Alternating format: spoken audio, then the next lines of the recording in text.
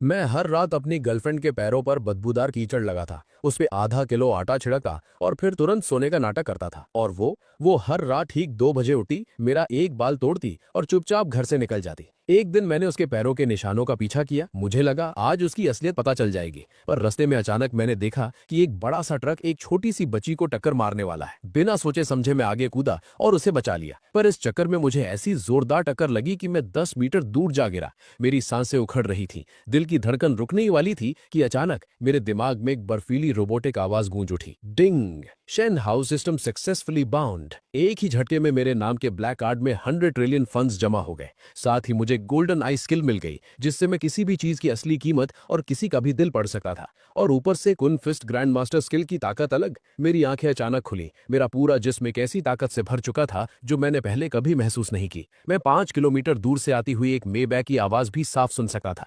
2 minute के अंदर वो काली मेबैक मेरे सामने आकर रुकी। कार से काले स्टॉकिंग्स पहने एक बेहद खूबसूरत औरत बाहर निकली और पागलों की तरह भीड़ की तरफ भागी। डुओ डुओ, डुओ डुओ, तुम कहाँ हो? जिस बच्ची को मैंने बचाया था वो रोते हुए उस औरत के गले लग गई। जब उसे तसल्ली हो गई कि डुओ डुओ ठीक है, तो उसने अपनी आंसू भरी आंखों से मेरी तरफ देखा। सर, डुओ डुओ को बचाने के लिए शुक्रिया। मैं सू ग्रुप की सू वैंकिंग हूँ। आपको जो चाहिए बताइए, अगर इसमें मेरी सारी दौलत भी लग जाए तो मुझे परवाह नहीं। मेरी गोल्डन आइज ने तुरंत उसकी डिटेल्स मेरे सामने खोल दी। 25 साल की सू वैंकिंग, सू ग्रुप की जनरल मैनेजर और 800 बिलियन से ज्यादा की नेटवर्थ। आज से पहले इस शहर में अपनी किस्मत बदलने का ये मेरे लिए सबसे बड़ा जैकपॉट होता। पर अब तो मेरे 100 बिलियन भी सू फैमिली के आगे बहुत छोटी रकम थे। मैंने बस शांति से उसे देखा, एक छोटा सा जरूरत नहीं बोला और उस बारिश वाली रात में गायब हो गया। सू वैंकिंग मुझे जाते हुए घूरती रही और अपने असिस्टेंट को सीधा ऑर्डर दिया, मुझे 3 मिनट में इसकी सारी डिटेल्स चाहिए। ये मेरा जान बचाने वाला है, मैं इसे ऐसे गायब नहीं होने दूंगी। घर लौटकर मैंने दीवार पर लगी उन 2 तस्वीरों को देखा। गोल्डन आइज का मेमोरी प्लेबैक चालू हुआ और मेरे दिमाग के फ्यूज उड़ गए। मेरे माँ बाप की मौत के पीछे और किसी का नहीं, मेरी उस डायन सौतेली माँ वैंग कुइफेन का हाथ था। और वो धोखेबाज चैन लू, वो हर रात चुपचाप बाहर निकलकर एक अमीर बाप के बेटे से मिलती थी। बहुत बढ़िया। मेरे चेहरे पर एक शैतानी मुस्कान आ गई। सबसे पहले उस वैंग कुइफेन का हिसाब बराबर करूंगा, फिर चैन लू और उसके उस अमीर आशिक को ऐसी औकात दिखाऊंगा कि उन्हें ऑर्डर डिलीवरी करने के लायक भी नहीं छोड़ूंगा। सीधा सड़क पर भीख मांगेंगे। अगले दिन सुबह सुबह मैं सीधा लिंग फैमिली के बंगले पर पहुंचा। अंदर घुसते ही चीज टूटने और वैंग कुइफेन के गुस्से से चीखने की आवाज आई। मत तोड़ो, मैं जल्दी उस लिंग चेन से पेपर्स पर साइन करवा लूंगी, तब ये बंगला मेरा होगा और मैं तुम्हारे पैसे लौटा दूंगी। एक जोरदार थप्पड़ की आवाज ने उसका रोना बंद कर दिया। मैंने दरवाजा धक्का देकर खोला। हमेशा घमंड में उड़ने वाली वैंग कुइफेन आज जमीन पर घुटन के बल गिरी थी। उसके गाल पर लाल थप्पड़ का निशान था। सामने जैंग चैंग का underground loan shark brother who बैठा था, जिसके पीछे 4 गुंडे स्टील पाइप पकड़े थे। मैं एकदम आराम से चलते हुए हॉल के बीच में चला गया। मुझे इग्नोर करते देख ब्रदर हु का गुस्सा आसमान छू गया और उसने मुझे थप्पड़ मारने के लिए हाथ उठाया। क्यों बे, तू ही है ना वो निकम्मा बड़ा बेटा? मैंने अचानक पलटकर उसे घूरा। गोल्डन आइज ने उसकी सारी कुंडली खोल दी। कॉम्बैट पावर 65, अंधविश्वासी, अजीब बीमारी और हर रात ठीक 12 बजे दिल का भयानक दर्द। मैं बिना हिले एकदम ठंडी आवाज में बोला, अगर तेरा हाथ मेरे चेहरे पर लगा तो इस जिंदगी में कभी चॉपस्टिक्स उठाने लायक नहीं बचेगा। और तेरा वो दिल का दर्द हर रात 12 बजे ठीक शुरू होता है ना? ब्रदर हु का हाथ हवा में ही जम गया। ये राज तो उसके गुंडे तक को नहीं पता था। उसकी आवाज कांपने लगी। तू तू भविष्य देख लेता है? मैंने उसकी बात का कोई जवाब नहीं दिया और सीधा टूटी हुई शेल्फ से अपनी माँ का लकड़ी का डब्बा निकालने चला गया। ब्रदर हु को डरता देख वैंग कुइफेन चिल्लाने लगी, ब्रदर हु, यही पहला वारिस है, इससे पेपर्स पर साइन करवा लो, ये घर तुम्हारा हो जाएगा। करोड़ का सवाल था। ब्रदर हु का डर गायब हो गया। उसने अपने गुंडों को इशारा किया, पकड़ लो इसे, अगर साइन ना करे तो इसकी एक उंगली काट देना। 4 गुंडे स्टील पाइप घुमाते हुए मेरी तरफ दौड़े। मैंने उनकी तरफ पीट करके एक लंबी सांस ली। क्या मुझे जबरदस्ती मारपीट पर मजबूर कर रहे हो? बात खत्म भी नहीं हुई थी कि मैंने घूमकर एक तेज साइड किक मारी। सबसे आगे आने वाला गुंडा सीधा ट्रक जैसी टक्कर खाकर 5 मीटर दूर दीवार पर जा चिपका और बेहोश हो गया। पूरे हॉल में मौत जैसा सन्नाटा छा गया। बाकी 3 गुंडों की तो वहीं ब्रेक लग गई और उन्होंने डर के मारे अपना थूक निकल लिया। मैंने आराम से अपनी माँ के डब्बे से धूल साफ की और घूमकर हैरान खड़ी वैंग कुइफेन को देखा। तुझे ये घर और लिंग फैमिली की प्रॉपर्टी चाहिए थी ना? ले, आज मैं तुझे देता हूँ। वो दंग रह गई। मैंने ब्रदर हु की तरफ देखकर एक मुस्कान दी और अपना ब्लैक कार्ड निकाल लिया। स्वाइप मशीन लाया है, पूरा 5 करोड़ 80 लाख स्वाइप कर ले। डिंग, ट्रांजैक्शन सक्सेसफुल। वैंग कुइफेन के आंख में पागलपन वाली खुशी चमकी। उसे लगा मैं कितना बड़ा बेवकूफ हूँ जो उसका कर्ज चुका रहा हूँ। वो तुरंत अकड़ती हुई चिल्लाई, लिंगचेन, चलो तू समझदार निकला। अब जब तूने पैसे दे ही दिए हैं तो हमारा हिसाब बराबर। अब निकल यहाँ से, ये घर अब पूरी तरह मेरा है। लेकिन अगले ही सेकंड मैंने उसे नरक के दर्शन करा दिए। किसने कहा मैंने तेरा कर्ज चुकाया है? मैंने उसे घूरते हुए कहा, ये पैसे मैंने तेरा कर्ज खरीदने के लिए दिए हैं, अब तू मेरी कर्जदार है। वैंग कुइफेन की मुस्कान वहीं जम गई। ब्रदर हु तुरंत गेम समझ गया और उसने अपना रंग बदल लिया। उसने डायन वैंग कोएफन को घूरते हुए कहा, वैंग बॉस, अब तेरे कर्जदार लिंग शाओ हैं। बोलिए लिंग शाओ, मैं आपके लिए क्या कर सकता हूँ? क्या ब्याज वसूलना शुरू करूं? ब्रदर हु समझ गया था कि अब मेरा पल्लू पकड़ने में ही भलाई है। मैंने लकड़ी का डब्बा उठाया, दरवाजे पर रुका और वैंग कोएफन को आखिरी फरमान सुना दिया। सिर्फ 2 ऑप्शन दे रहा हूं। पहला, अभी के अभी इस घर से निकल जा, एक कपड़ा भी साथ नहीं जाएगा। दूसरा, 3 दिन में पैसा लौटा दे। 1 सेकंड भी ऊपर हुआ तो फ्रॉड और पैसे गबन करने के केस में पुलिस बुलाऊंगा। फिर मैंने ब्रदर हु को देखा। अगर इसने टाइम पर पैसे नहीं दिए और तूने इसे फोर्स नहीं किया तो कैमरा फुटेजेस देकर तुझ पर इंटेंशनल इंजरी का केस ठोकूंगा। सारी उम्र जेल में सड़ोगे दोनों। बंगले से बाहर निकलते ही पीछे से वैंग कोएफन के रोने और उन गुंडों के तोड़फोड़ की आवाज आने लगी। धूप में खड़े होकर मुझे अंदर से एकदम सुकून मिल रहा था। लेकिन अगले ही सेकंड डिंग, सिस्टम में नया टास्क दिया है। 2 घंटे के अंदर 100 मिलियन खर्च करो। हारने पर रैंडम फिजिकल फंक्शन ब्लॉक, जैसे कि हमेशा के लिए सिर्फ 3 सेकंड्स। मैंने इस घटिया पेनल्टी को देखा और मेरा चेहरा उतर गया। सिस्टम तो सच में बहुत कमीना है। खैर, पैसे उड़ाना दुनिया का सबसे आसान काम है। मैंने सीधा एक टैक्सी पकड़ी और जियांगचैंग के सबसे टॉप क्लास एसकेपी मॉल पहुंचा। जैसे ही मैं गाड़ी से उतरा, एक लाल फरारी जोर से आवाज करती हुई मेरे ठीक सामने रुकी। शीशा नीचे हुआ और वहां वो एक्स गर्लफ्रेंड चेन लू बैठी थी। उसने अपना चश्मा उतारा और एकदम घटिया तरीके से मुझे घूरा। ओ, ये लिंग चैन नहीं है। सुना है घर से निकलने के बाद तू फूड डिलीवरी करता है। यहाँ कैसे आ गया? यहाँ के गार्ड तुझ जैसे भिखारियों को अंदर नहीं आने देते। लिन फैमिली के बैंकरप्ट होते ही इस चेन लू ने मुझे तुरंत लात मार दी थी और एक अमीर बाप के बेटे की गाड़ी में बैठ गई थी। उसे देखकर गुस्सा होने के बजाय मेरी हंसी छूट गई। चलो बढ़िया है, पैसे उड़ाने के टास्क के लिए ऑडियंस की कमी थी, वो भी पूरी हो गई। हाँ, भीख मांगने ही आया हूँ, मुस्कुराते हुए मैंने जवाब दिया। पर आज मैं खाने की भीख नहीं, इस पूरे मॉल को मांगने आया हूँ। तभी कार का दरवाजा खुला और एक आदमी जिसने वर्साचे की शर्ट पहनी थी बाहर निकला। अपनी छोटी छोटी आंखों से मुझे ऊपर से नीचे तक स्कैन करते हुए वो मजाक उड़ाने लगा। लुलू, तो ये है तुम्हारा वो डिलीवरी बॉय एक्स बॉयफ्रेंड। शक्ल से तो ठीक ठाक लग रहा है, पर बेचारा गरीब है। यहाँ मॉल के अंदर एसी की हवा खाने का भी मिनट के हिसाब से चार्ज लगता है।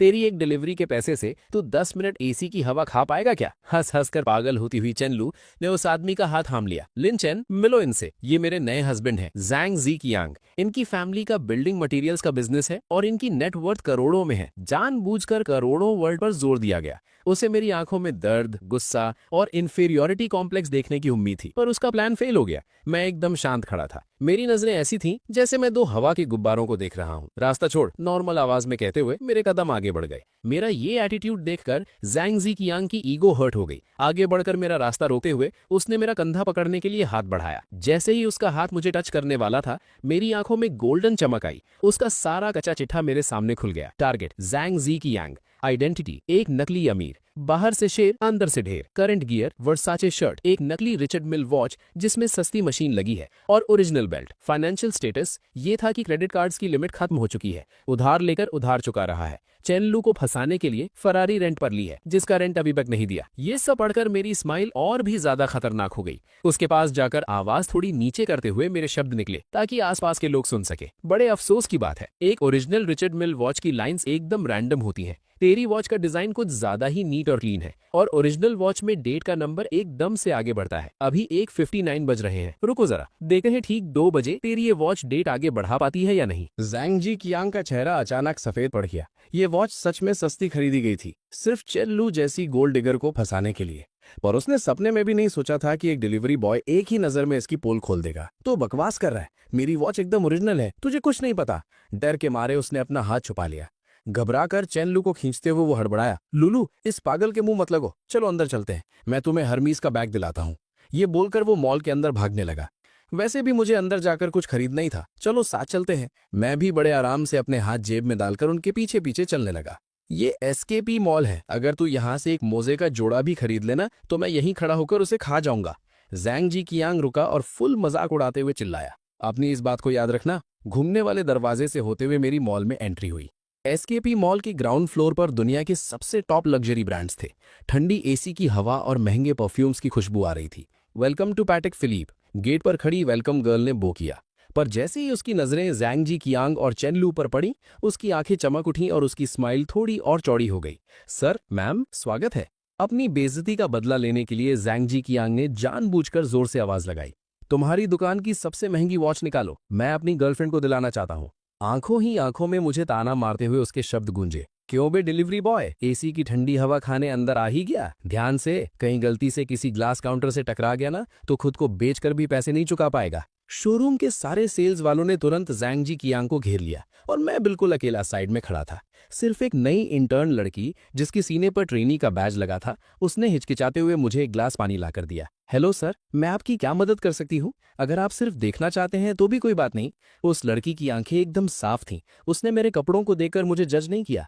मैं यहाँ देखने नहीं आया। थोड़ा पानी पीकर मैंने इत्मीनान से जवाब दिया। सुना सबने, वो देखने नहीं आया। मैंने पहले ही कहा था ये बस एसी की ठंडी हवा खाने अंदर घुसा है। सिक्योरिटी कहाँ है? ऐसे लोगों को अंदर घुसने ही क्यों दिया? चैन लू के जोरदार ताने गूंजने लगे। एक पुरानी और घमंडी सेल्स वुमेन मेरे पास आई और रुखी आवाज में उसकी झिड़की सुनाई दी। सर, अगर आपको कुछ खरीदना नहीं है तो प्लीज हमारा टाइम वेस्ट मत कीजिए। वहाँ कोने में बैठने की जगह है। उस औरत को पूरी तरह इग्नोर करते हुए मेरा रुख उस नई इंटर्न लड़की की तरफ हुआ। एक हल्की सी मुस्कान के साथ शोरूम के ठीक बीच में रखी हुई स्काई मून और उसके बगल में रखी पूरी की पूरी नॉटलेस वॉचेस की ट्रे की तरफ मैंने इशारा कर दिया। ये स्काई मून और ये पूरी की पूरी ट्रे, मुझे ये सब चाहिए। पूरे शोरूम में एकदम मौत जैसा सन्नाटा छा गया। लूलू, तुमने सुना? जैंग जीजियांग पागलों की तरह हंसने लगा। इसने बोला इसे सब चाहिए। ये सब मिलाकर कम से कम 2 करोड़ से ऊपर होगा। सच बता, तू डिलीवरी करते करते पागल हो गया है ना? सर, कृपया मजाक मत कीजिए। ये पैटेक फिलिपे है, कोई सब्जी मंडी नहीं। अगर आपने आगे कोई भी बकवास की तो मैं सिक्योरिटी को बुला लूंगी। उस सीनियर सेल्स वुमेन का चेहरा गुस्से से काला पड़ गया। उसे लगा मैं वहां बस तमाशा करने आया था। सर, वो स्काई मून 6102P की कीमत 2.8 मिलियन है और उसके लिए वीआईपी वेटिंग लिस्ट में नाम होना जरूरी है, जिसका पहले बैकग्राउंड चेक होता है। वो नई इंटर्न लड़की भी बुरी तरह डर गई थी और हकलाते हुए मुझे समझाने की कोशिश कर रही थी। Background check? मैंने अपनी उस सस्ती जीन्स की जेब में हाथ डाला और एक काले रंग का कार्ड बाहर निकालकर आराम से ग्लास काउंटर पर रख दिया। जाओ, स्वाइप करो। पासवर्ड 6 बार 8 है। अगर पेमेंट फेल हुई तो मैं इस पूरे ग्लास काउंटर को चबा जाऊंगा। मेरी आवाज बिल्कुल नॉर्मल थी, पर उसमें एक ऐसा दबाव था जिससे कोई इग्नोर नहीं कर सकता था। उस इंटर्न लड़की ने डर से कांपते हुए हाथों से वो कार्ड उठाया और मदद के लिए अपने स्टोर मैनेजर की तरफ देखा। स्टोर मैनेजर एक काफी दुनिया देखा हुआ आदमी था। वो पिछले कुछ देर से मुझे ही ऑब्जर्व कर रहा था। जैसे ही उसकी नजर उस काले कार्ड पर पड़ी, उसकी आंखें फटी की फटी रह गईं। वो तो legendary Centurion infinite black gold card है। नहीं, इसका मटेरियल तो ब्लैक गोल्ड कार्ड से भी ज्यादा हाई क्लास लग रहा है। ये तो दुनिया में सिर्फ 10 लोगों के पास होने वाला सुप्रीम ड्रैगन कार्ड है। मैनेजर की आवाज बुरी तरह कांप रही थी और डर के मारे उसकी आवाज फट भी गई थी। रुको, पीओएस मशीन इधर लाओ, मैं खुद अपने हाथों से स्वाइप करूंगा। बहुत बढ़िया एक्टिंग है, करते रहो नाटक। किसी सस्ते हेयर सैलून का वीआईपी कार्ड उठा लाया है और इनको बेवकूफ बना रहा है। जैंग जीजियांग अभी भी मजाक उड़ा रहा था। पेमेंट सक्सेसफुल हो गई और पीओएस मशीन से जो लंबी सी बिल की रसीद निकली वो इस वक्त किसी ऊपर वाले के फैसले की तरह लग रही थी। मैनेजर ने बिल पर प्रिंट हुए उन जीरो की लंबी लाइन को देखा तो उसका दिमाग चक्कर खा गया। उसके पैर कांपने लगे और वो बस मेरे आगे घुटनों पर गिरने ही वाला था। रिस्पेक्टेड सर, 28.5 मिलियन की पेमेंट सक्सेसफुल हो चुकी है। हम इन सारी वॉचेस को अभी आपके लिए पैक करवा देते हैं। सर, क्या आप चाहेंगे कि हम इनको आपके घर पे डिलीवर कर दें? मैनेजर ने अपने दोनों हाथों से वो ब्लैक कार्ड उठाया, पूरा झुककर बाव किया और एकदम अपनी औकात दिखाते हुए पूछा। कोई जरूरत नहीं है। मैंने उस 2.8 मिलियन वाली स्काई मून वॉच को आराम से उठाया और अपनी कलाई पर पहन लिया। बाकी सबको किसी शॉपिंग बैग में भर दो, मैंने अपने हाथ में ही ले जाऊंगा। बैग में? मैनेजर का दिमाग ही हैंग हो गया। करोड़ों की वॉचेस और एक आम से शॉपिंग बैग में भरकर ले जानी है। जैंग जिंग कियांग और चेन लू की तो जैसे रूह ही निकल चुकी थी। ये कैसे हो सकता है? लिन फैमिली तो बैंकरप्ट हो चुकी थी ना। मुझे तो घर से लात मारकर निकाल दिया गया था। अभी ठीक मेरे सामने मैंने बिना पल के झपकाए करोड़ों उड़ा दिए थे। जैंग जिंग कियांग को लगा जैसे किसी ने उसके मुंह पर चप्पल से जोर का थप्पड़ मारा हो। उसका पूरा चेहरा आग की तरह जल रहा था। अभी थोड़ी देर पहले ही तो वो अपने नकली जूतों का घमंड दिखा रहा था और मैंने पलटकर उसी वक्त करोड़ों की असली वॉचेस ऐसे खरीद ली थी जैसे सब्जी ले रहा हूं और उन्हें कचरे की तरह किसी प्लास्टिक बैग में भरकर ले जाने को कह रहा था। चैन लू तो आंखें फाड़े बस खड़ी थी। वो मेरी कलाई पर चमकती हुई उस शानदार स्काई मून वॉच को देख रही थी और अंदर ही अंदर खून के आंसू रो रही थी। उसका पूरा दिमाग पछतावे से जल रहा था। अगर उसने अभी मेरा मजाक ना उड़ाया होता। लिन चैन लू की आवाज कांप रही थी। उसने जबरदस्ती अपने चेहरे पर एक बहुत ही प्यारी स्माइल बनाई। उसने झटके से जैंग जिंग कियांग का हाथ छोड़ दिया और मेरी तरफ आई। तो तुम मेरा टेस्ट ले रहे थे ना? सच्ची बताऊं तो मैंने तुम्हें एक पल के लिए भी नहीं भुलाया था। ये जैंग जिंग कियांग तो बस मेरे पीछे पड़ा था। मैं तो इससे बिल्कुल प्यार नहीं करती। मैंने उसकी तरफ घूर कर भी नहीं देखा। मेरे मुंह से बस एक वर्ड निकला, हट। उसके बाद मैंने उन करोड़ों की वॉचेस से भरे शॉपिंग बैग को उठाया जैसे कोई कचरे की पन्नी उठा रहा हो। अभी यहाँ किसी ने मेरे मोजे खाने की बात की थी ना। मेरी नजरें उस जैंग जिंग कियांग पर गड़ गईं जिसका चेहरा डर के मारे मौत की तरह सफेद पड़ चुका था। जैंग जिंग कियांग फौरन एक कदम पीछे हटा और उसकी पीठ ग्लास काउंटर से जा टकराई। तू क्या करना चाहता है? मेरे पापा बहुत बड़े। मुझे तेरे पापा में कोई इंटरेस्ट नहीं है। मैं पलटकर बाहर निकलने लगा। चलते चलते मैं उस घमंडी और एटीट्यूड दिखाने वाली सीनियर सेल्स वोमन के ठीक पास रुका।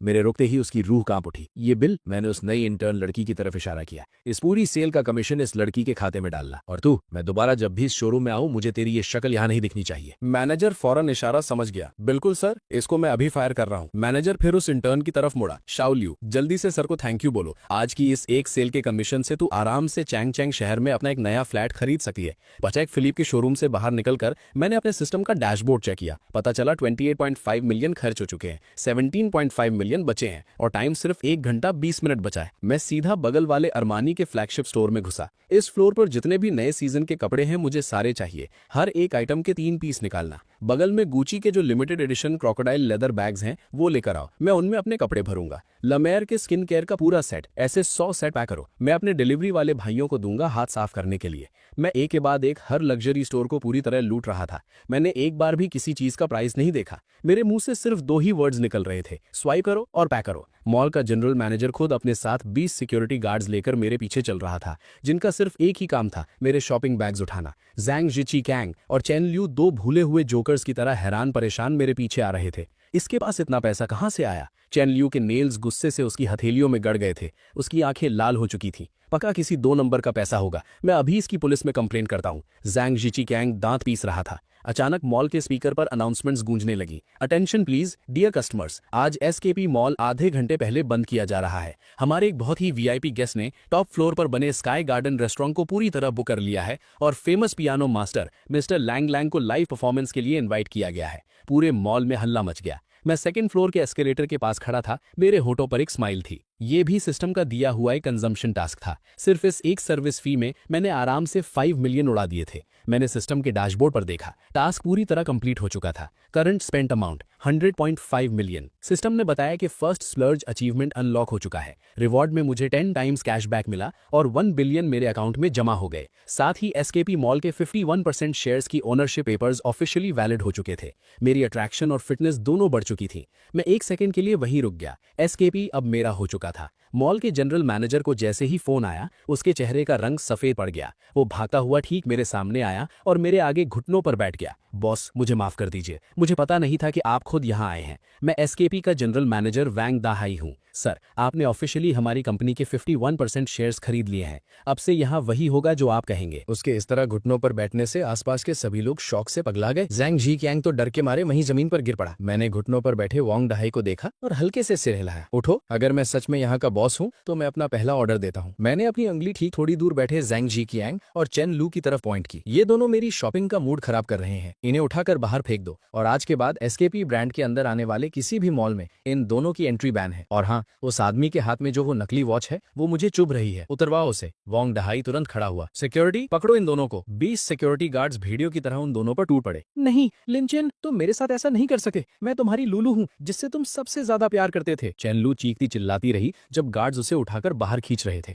छोड़ दो मुझे, मेरे पापा तुम्हें नहीं छोड़ेंगे। जैंग जी कैंग अभी भी चिल्ला रहा था। अगले ही सेकंड उसको जमीन पर पटक दिया गया। उसके हाथ से नकली वॉच जबरदस्ती निकलवाई गई और एक गार्ड ने अपने जूतों से उस वॉच को कुचल दिया। उन दोनों की चीखने की आवाजें धीरे धीरे दूर होती गईं। मैं एस्केलेटर के सबसे टॉप पर खड़ा था और नीचे अपने इस एम्पायर को देख रहा था। मेरा फोन रिंग हुआ। एक अनजान नंबर था। हेलो, क्या मेरी बात लिन चेन से हो रही है? मैं सू वांकिंग बोल रही हूँ। फोन के दूसरी तरफ से एक हंडी पर थकी हुई आवाज आई। मुझे अभी पता चला कि आपने एसकेपी मॉल खरीद लिया है। मैं इस वक्त एसकेपी के ठीक नीचे एक कॉफी शॉप में बैठी हूँ। हमारी कंपनी के कुछ रिलेशंस हैं जिसके बारे में मैं आपसे बात करना चाहती थी। क्या आप मुझसे मिल सकते हैं? सू वांकिंग। मेरी भौएं ऊपर उठी। तो ये पूरे टाइम यहीं थी? हाँ जरूर, मुझे भूख भी लग रही है पर मुझे कॉफी पीने का शौक नहीं है। मेरा मन माला टांग खाने का कर रहा है। तो सू मैडम, क्या आप चलेंगी मेरे साथ? फोन पर 3 सेकंड का सन्नाटा छा गया। ठीक है, अगर आप मिलने को तैयार हैं तो आप जो खिलाएंगे मैं खा लूंगी। मैंने फोन काट दिया और मेरे चेहरे पर स्माइल आ गई। लगता है आगे का खेल और मजेदार होने वाला है। जियांगशेंग शहर की रात एकदम काली थी। पुराने शहर की होंगसिंग स्ट्रीट का शोर उस अंधेरे को चीर रहा था। एक वीआईपी नंबर वाली रोल्स रॉयस फैंटम वहां आकर रुकी,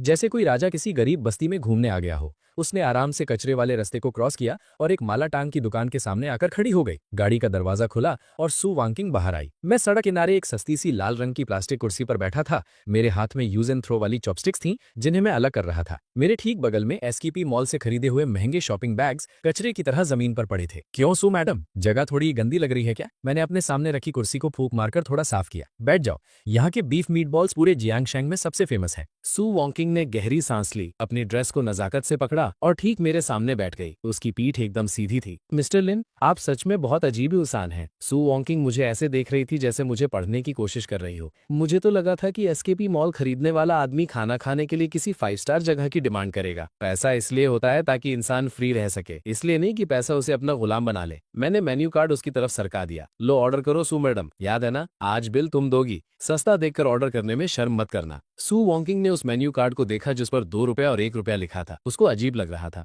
उसने मेरी पूरी डिटेल निकलवाई थी। उसकी रिपोर्ट बता रही थी कि ठीक 20 घंटे पहले यही लड़का बारिश में भीगकर 2 रुपए के लिए डिलीवरी कर रहा था और अब ये ठीक सामने बैठा है और इसका ऑरा इतना गहरा है कि वो तक इसको समझ नहीं पा रही थी। आप अपने हिसाब से कुछ भी ऑर्डर कर दीजिए। सू वॉन्किंग ने मेन्यू वापस रख दिया और सीधा मेरी आंखों में देखकर बोली, मिस्टर लिन, अब हम काम की बात करते हैं। पहला, जो आपने डुओ की जान बचाई, और दूसरा, आपने जो अभी एसकेपी मॉल को टेक ओवर किया है। मैंने अपने होठों पर एक उंगली रखी। खाते वक्त बिजनेस की बातें नहीं करते। आंटी, 2 बड़ी बोल लाना, थोड़ा तीखा और विनेगर दबा के डालना। आई बेटा, वाह शियाओ चैन, आज तो तू अपनी गर्लफ्रेंड को साथ लाया है। बड़ी सुंदर बच्ची है। फैट आंटी 2 बड़े बड़े बोल पकड़े हुए आई। बच्ची थोड़ी दुबली लग रही है, इसको दबा के खिलाओ। आज का खाना मेरी तरफ से। सू वॉन्किंग का चेहरा कान तक लाल हो गया। उसने जल्दी से हाथ हिलाकर मना किया, नहीं नहीं, मैं तो इसकी, ये मेरी उधार मांगने वाली बैंक मैनेजर है। मैंने हंसते हुए आधी बात पूरी कर दी और उसके बोल में थोड़ा और विनेगर डाल दिया। खाकर देखो, इस दुकान के तीखे खाने की असली जान इस विनेगर में ही है। मेरे इस मजाक से सू वॉन्किंग की बिजनेस वाली टेंशन आधी वहीं खत्म हो गई।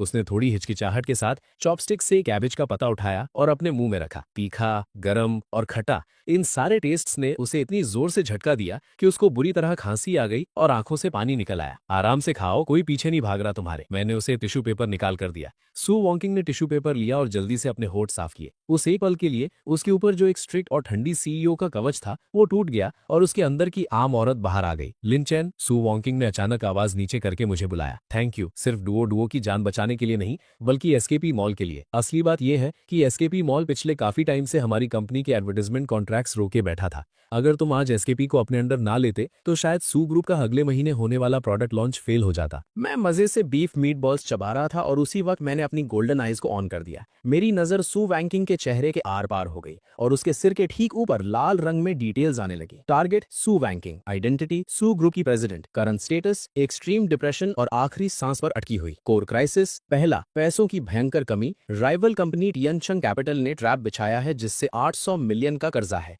दूसरा, कंपनी के अंदर गद्दार हेड डिजाइनर ली हाउ को खरीद लिया गया है और कल वो सारे सीक्रेट ली करने वाला है। तीसरा, फैमिली के बोर्ड मेंबर्स के साथ बेटिंग कॉन्ट्रैक्ट साइन किया हुआ है। अगर इस क्वार्टर प्रॉफिट नहीं हुआ तो उसे सीईओ की कुर्सी से उतारकर टियनशंग कैपिटल के बेटे से शादी करवा दी जाएगी। टाइम लेफ्ट 12 घंटे। मेरी चबाने की स्पीड अचानक रुक गई। बहुत बुरी हालत है। ये कहां से सीईओ लग रही है? इसकी हालत तो ऐसी है जिसे सब नोच खाना चाहते हैं। मैंने अपनी चॉपस्टिक्स नीचे रखी और उसे आधी स्माइल के साथ देखा। सू मैडम, बुरा मत मानना, पर जहां तक मुझे लगता है आपकी सबसे बड़ी टेंशन एसकेपी मॉल का इवेंट नहीं है। मुझे लगता है आपकी कंपनी के अकाउंट में इस वक्त इतने पैसे भी नहीं है कि आप एडवांस रेंट भी चुका सकें। सू वैंकिंग के हाथ में पकड़ी हुई चॉपस्टिक्स बुरी तरह कांप उठी। एक मीट बॉल वापस उसके बोल में गिरा जिससे लाल पानी उछलकर उसके हाथ पर गिरा, पर उसे उसकी कोई फिक्र नहीं थी। उसकी आंखें फट चुकी थीं और वो मुझे घूर रही थी। तुम्हें ये सब कैसे पता? मैंने उसकी आंखों में आंखें डालकर बोला, मैं कोई बिजनेस स्पाई नहीं हूँ। तुम्हारी कंपनी की हालत एकदम टॉप सीक्रेट है। ये सिर्फ तुम्हें और तुम्हारे फाइनेंस डायरेक्टर को पता है। यहाँ तक कि तुम्हारे वाइस प्रेसिडेंट को भी इसकी भनक नहीं है। पर मैं तुम्हारा दुश्मन नहीं, तुम्हारा जान बचाने वाला दोस्त हूँ। मैंने एक टिश्यू पेपर उठाया और बड़े आराम से उसका हाथ पकड़कर उसके पैरों पर गिरी वो तेल की बूंदें साफ करने लगा। उसकी उंगलियां थोड़ी गर्म थी और जैसे ही मेरा हाथ उसकी ठंडी स्किन से टकराया, सू वैंकिंग को एक झटका सा लगा, पर उसने अपना हाथ पीछे नहीं खींचा।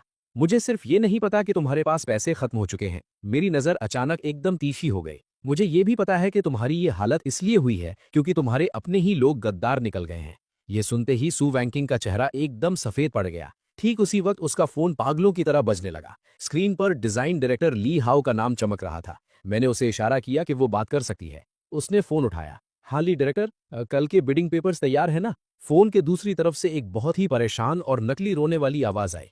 सू मैडम, बहुत बड़ा अनर्थ हो गया। हमारे सर्वर्स पर अभी अभी हैकर्स ने अटैक कर दिया है। ओएसएस प्रोजेक्ट के सारे ओरिजिनल डिजाइन और सारा डेटा पूरी तरह खत्म हो चुका है। बैकअप हार्ड ड्राइव भी खराब हो गई है।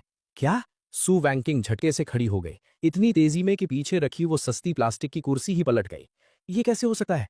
हमारा फायरवॉल तो दुनिया का सबसे टॉप लेवल का है और बैकअप ड्राइव तो तुम्हारे लॉकर में थी, वो कैसे खराब हो सकती है? मुझे कुछ समझ नहीं आ रहा मैम। कल सुबह 9 बजे बिडिंग है और अब नए सिरे से काम करना नामुमकिन है। टियानशन कैपिटल वालों ने शायद पहले से ही अपना प्लान तैयार रखा है। हम अब पूरी तरह बर्बाद हो जाएंगे। सू वैंकिंग के हाथ से फोन छूटकर जमीन पर गिर गया। वो एकदम टूट चुकी थी। वो वापस बैठने की कोशिश करने लगी, पर कुर्सी पहले ही पलट चुकी थी। जैसे ही वो उस गंदी जमीन पर गिरने वाली थी, मैंने एक हाथ से उसे थाम लिया और दूसरे हाथ से बड़े आराम से उसका फोन उठाया। मैंने फोन काटने के बजाय उस गद्दार ली हाउ से कहा, एक्टिंग बहुत बढ़िया थी तेरी, ऑस्कर मिलना चाहिए तुझे। फोन के दूसरी तरफ सन्नाटा छा गया। तू कौन है? मैम कहाँ है? मैं कौन हूं ये जरूरी नहीं है, मैंने ठंडी हंसी हंसते हुए कहा। जरूरी ये है कि ली हाओ तू अभी से ये दुआ करना शुरू कर दे कि टियानशिंग कैपिटल वालों ने जो तुझे 20 मिलियन रुपए दिए हैं उससे तू अपने लिए एक अच्छी सी व्हीलचेयर खरीद सके। मैंने फोन कट किया और टेबल पर पटक दिया। सू वैंकिंग मेरे सीने से लगी कांप रही थी। उसकी आंखें एकदम खाली थी। सब खत्म हो गया। वो हमारा आखिरी मौका था। बिना डिजाइन के कल हम पर केस हो जाएगा और मुझे 300 मिलियन का हर्जाना भरना पड़ेगा। सू फैमिली वाले मुझे कच्चा चबा जाएंगे। इस वक्त वो कोई बड़ी सीईओ नहीं लग रही थी, बस एक एकदम लाचार और अकेली औरत थी।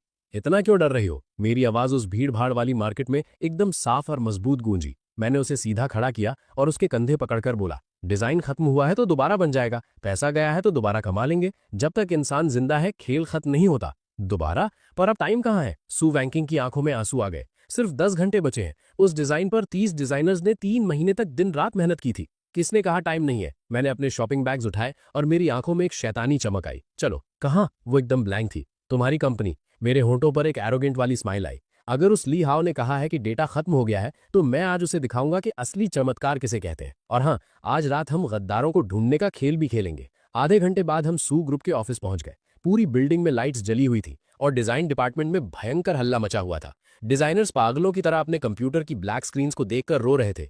ली हाउ डिपार्टमेंट के बीच में खड़ा होकर झूठ मूठ के टेक्निकल टीम को ऑर्डर्स दे रहा था, पर उसकी नजरें बार बार वॉच पर जा रही थी और उसके चेहरे पर एक जीतने वाली स्माइल छिपी थी। जैसे ही हम अंदर घुसे, सब चिल्लाने लगे कि सू मैडम आ गई हैं। ली हाउ ने तुरंत अपना रोने वाला चेहरा बनाया और आगे बढ़ा। सू मैम, मुझे माफ कर दीजिए, मैंने बहुत कोशिश की। पर उसने जैसा सोचा था, सू वैंकिंग वैसी टूटी चुकी सीईओ नहीं थी। वो एकदम टशन में अंदर आई। भले ही उसकी आंखें थोड़ी लाल थीं, पर उसका ऑरा पहले से भी ज्यादा खतरनाक था। और उसके ठीक बगल में मैं खड़ा था, एक हाथ में अरबों की शॉपिंग के बैग्स और दूसरे में आधा खाया हुआ मालाटांग का डब्बा। ये कौन है? ली हाउ मुझे देखकर चौंक गया। मैं डिलीवरी बॉय हूँ। मैंने वो मालाटांग का डब्बा टेबल पर पटका और सीधा उसके पास गया। मेरी नजरें उसके अंदर तक झांक रही थी, जिससे उसकी हालत खराब होने लगी। सू मैम, इस वक्त आप बाहर वाले को अंदर क्यों लाई हैं? मैं उसके सामने खड़ा हुआ और हंसने लगा। लीड डायरेक्टर, तेरी एक्टिंग सच में थोड़ी ज्यादा ओवर हो रही है। मैंने उन बंद कंप्यूटर्स की तरफ इशारा किया। तू कह रहा है कि हैकर्स ने अटैक किया और सारा डेटा उड़ गया? हाँ, और टेक्निकल टीम कोशिश कर रही है। ली हाउ ने किसी तरह अपनी आवाज संभाली। अच्छा। मैं सीधा मेन सर्वर कंप्यूटर के पास गया और मेरे हाथ बिजली की स्पीड से कीबोर्ड पर चलने लगे। मैंने सिस्टम की God level hacking skill activate की और लोकल नेटवर्क में घुस गया। स्क्रीन पर जो कोड चल रहा था वो इतना तेज था कि वहां खड़े टेक्निकल हेड का दिमाग चक्कर खा गया। ये क्या स्पीड है? ये तो रिवर्स ट्रेसिंग प्रोग्राम लिख रहा है। 1 मिनट भी नहीं लगा और मैंने एंटर बटन दबा दिया। जो स्क्रीन काली थी वो अचानक चमक उठी, पर वहां डिजाइन नहीं बल्कि एक चैट मैसेज खुल गया। बॉस, काम हो गया है, डेटा डिलीट कर दिया है और सू बैंकिंग अब पूरी तरह बर्बाद है। पूरे ऑफिस में मौत जैसा सन्नाटा छा गया। सारे डिजाइनर्स की नजरें किसी तलवार की तरह ली हाउ पर जा टिकी। उसका चेहरा कलेजी जैसा काला पड़ गया और वो थर थर कांपने लगा। ये सब झूठ है। ये डिलीवरी बॉय मुझे फंसा रहा है। सू बैंकिंग का दिल दुख रहा था, पर उसने तुरंत सिक्योरिटी को बुलाकर उसे धक्के मारकर बाहर निकलवाया और पुलिस को कॉल कर दिया। जिन सिक्योरिटी गार्ड्स के सब्र का बांध कब का टूट चुका था, वो भागते हुए आगे आए और उन्होंने सीधा ली हाउ को जमीन पर पटककर दबा लिया। सू वॉन्किंग, तेरी हिम्मत कैसे हुई मुझे पकड़ने की? मेरी डिजाइन टीम के बिना कल तू वैसे भी खत्म है। मैं भी देखता हूं तू इस गेम को कैसे पलटती है। जब ली हाउ को घसीट कर बाहर ले जाया जा रहा था, तब भी वो किसी पागल की तरह हंस रहा था। सच में इस गद्दार को पकड़कर दिल को ठंडक तो मिली थी, पर डिजाइन तो सच में खत्म हो चुके थे। ऑफिस के अंदर वापस एक मायूसी भरी शांति छा गई। वो टेक्निकल हेड की डरी हुई आवाज गूंजी, भाई, जब आपने कैमरास रिकवर कर लिए तो क्या डिजाइन भी वापस आ सकते हैं? ना में सिर हिलाते हुए मेरे होठों से निकला, उसने फिजिकल हार्ड ड्राइव को डिस्ट्रॉय किया है, वो वापस नहीं आएगा। सबका दिल एकदम गड्ढे में गिर गया। पर फिर मीटिंग टेबल की मेन कुर्सी पर आराम से बैठकर मैंने अपना बचा हुआ मालातांग का डब्बा खोला। बड़ी बेफिक्री से मेरे शब्द गूंजे, वो कचरा डिजाइन्स अगर बर्बाद हो गए तो अच्छा ही हुआ। उन चीजों को लेकर बिडिंग में जाना बस अपनी बेइज्जती करवाना होता। आप क्या बोल रहे हैं? डिजाइन डिपार्टमेंट के असिस्टेंट का गुस्सा भड़क उठा। वो हमारी 3 महीने की मेहनत थी। उन गुस्से से भरे लोगों को नजरअंदाज करते हुए मेरी निगाहें सू वॉन्किंग पर जाकर टिक गईं। कोई ड्राइंग पेन और पेपर है? 1 सेकंड के ठहराव के बाद बिना सोचे उसने अपना टैबलेट और टच पेन आगे बढ़ा दिया। तुम क्या करने वाले हो? पेन को उंगलियों के बीच बड़ी सफाई से घुमाते ही ठीक उसी वक्त दिमाग में सिस्टम की दुकान वापस खुल गई। सिस्टम का नोटिफिकेशन आया कि मुझे एक गॉड लेवल प्रॉब्लम सॉल्व करनी है। सामान खरीदने का ऑप्शन चमका। फ्यूचर के टॉप एडवर्टाइजिंग और क्रिएटिव डिजाइन्स 2035 एडिशन, कीमत 10 मिलियन। क्या खरीदना चाहते हैं? मैंने हाँ सिलेक्ट किया। अचानक आंखों में ऐसे रंग, लाइंस और स्ट्रक्चर्स भर गए जो इस जमाने से बहुत आगे की थे। वो फ्यूचर से आने वाला एक भयंकर विजुअल शॉक था। सिर झुकाकर पेन को स्क्रीन पर टिका दिया गया। क्योंकि तुम लोगों को लगता है कि वो तुम्हारी असली मेहनत थी, तो आज रात मैं तुम सबको सिखाऊंगा कि असली आर्ट किसे कहते हैं। अगले 1 घंटे में सू ग्रू के डिजाइन डिपार्टमेंट में खड़े हर एक इंसान का दिमाग और उनकी सोच पूरी तरह हिल चुकी थी। वो आदमी जिसे वो लोग एक डिलीवरी बॉय समझ रहे थे, वो किसी जिंदा 3D प्रिंटर की तरह काम कर रहा था। मेरे हाथ इतनी तेज चल रहे थे कि सिर्फ परछाई दिख रही थी। एक के बाद एक एकदम परफेक्ट और दिमाग हिला देने वाले कॉन्सेप्ट डिजाइन्स स्क्रीन पर बन रहे थे। उनकी लाइटिंग, उनका 3D एंगल, उनके रंग, ये सब कुछ आज के डिजाइन रूल्स को पूरी तरह तोड़ रहा था, पर फिर भी इतना खूबसूरत था कि सांस अटक जाए। ये साइबर पंक और फ्यूचर फैशन का एकदम परफेक्ट मिक्स है। ये लाइटिंग का ढंग, बाप रे भगवान, ये किसी भगवान का काम है। जो असिस्टेंट थोड़ी देर पहले मुझ पर भड़क रहा था, वो अब मेरे बगल में घुटनों पर बैठकर मुझे पानी पिला रहा था। सबसे आखिरी और मेन पोस्टर पूरा होते ही पेन छोड़कर मैंने अपनी कलाई दबाई। स्क्रीन पर एक पोस्टर था जिसका नाम था पुनर्जन्म, रीबर्थ। ड्राइंग में एक टूटे फूटे कचरे के ढेर के ऊपर एक मैकेनिक गुलाब भयंकर बारिश में खिल रहा था। उसका मतलब और उसकी फीलिंग एकदम मेरी जिंदगी जैसी थी, और वो उस हारी हुई सू वॉन्किंग की हालत जैसी भी थी। सू वॉन्किंग उस ड्राइंग को देखती रही और उसकी आंखों से बिना आवाज के आंसू गिरने लगे।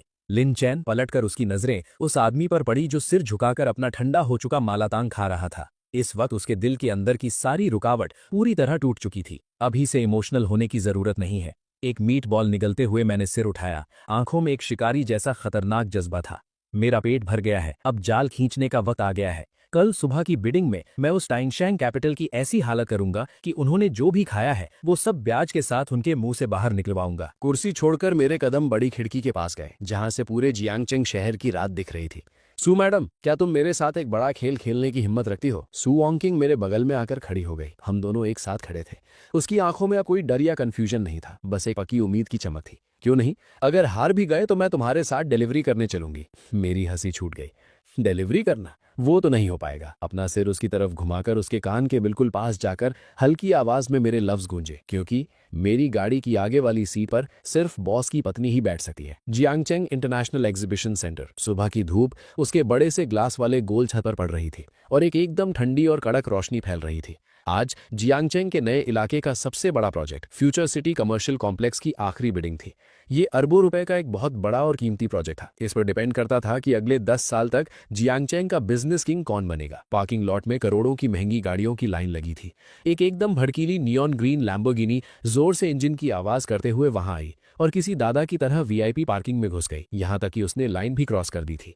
गाड़ी का दरवाजा ऊपर की तरफ खुला और एक सफेद सूट पहना हुआ, जिसके बालों में चमकता हुआ तेल लगा था, एक जवान लड़का बाहर निकला। ये झाओ यूतियान था, तियानशेंग कैपिटल का वारिस, और यही वो असली शैतान था जिसने सू ग्रुप को पूरी तरह खत्म करने का जाल बिछाया था। उसके ठीक पीछे चेहरे पर कुत्ते जैसी चमचागिरी वाली स्माइल लिए ली हाओ चल रहा था। ये सू ग्रुप का वही पुराना डिजाइन डायरेक्टर था जिसे कल रात ही जेल से बेल मिली थी। झाओ बॉस, आप बेफिक्र रहिए, सू वॉन्किंग अब पूरी तरह बर्बाद हो चुकी है। ली हाओ की आंखों के नीचे काले गड्ढे थे और उसके चेहरे की सूजन अभी उतरी नहीं थी, पर उसकी आंखों में एक अजीब सा पागलपन था।